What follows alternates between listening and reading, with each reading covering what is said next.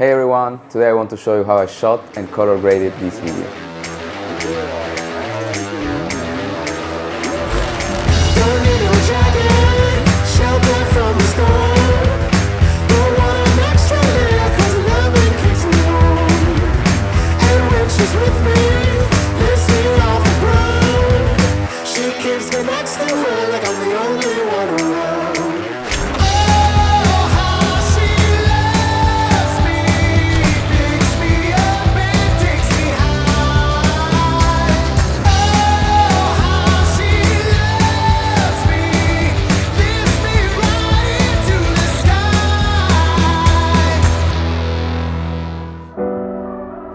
In this video, I want to talk and show you about the gear I use, the camera settings, creative choices and the color grading.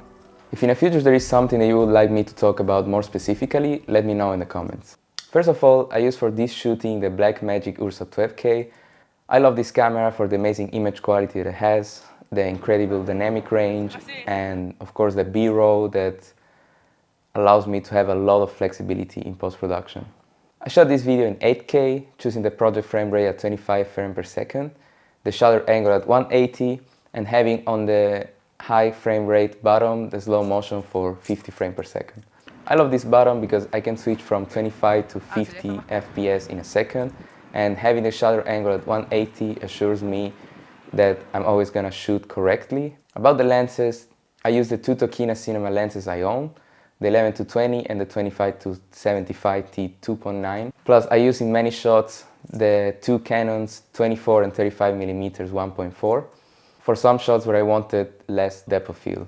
The Tokina 11-20 was mostly for wider shots. I love to use wide focal length near to the talent, especially from a lower angle, because I feel like it gives them so much more power and I feel like somehow makes the image so alive. And the two Canon lenses, I use it exclusively from f1.4 to f2 to have a lower depth of field in some shots. And even when in manual focus, it's so hard to keep your subject always sharp. In this kind of video, where I knew that the cuts would have been really short, I just need a few good seconds for every shot. And the 25-75, I used it for very close-up shots. I chose to shoot everything handheld and most of it in normal speed because I was going for a powerful mode in this video. La fiesta se acabó. So here we are in the color page, and first thing I did was going to transform the footage on my camera raw settings from generation 5 to extended video.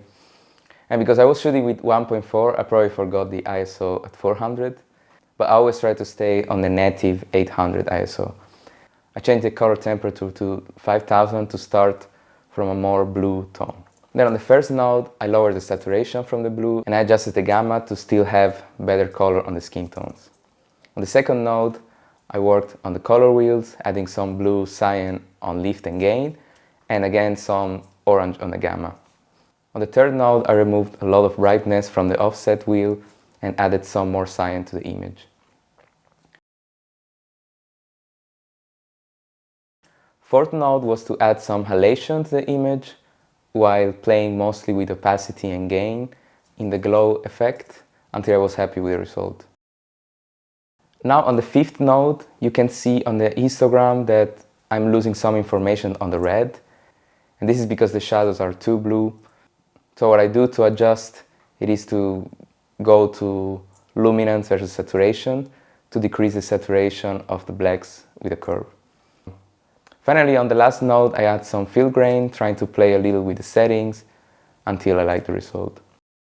After that, I go to most of the other shots and try to match the same settings, but for heavy grade like this, obviously, you need to have a very similar starting point, colors and light for almost all the shots. I hope you enjoyed this video. Thanks for watching and don't forget to like and subscribe if you would like to see more.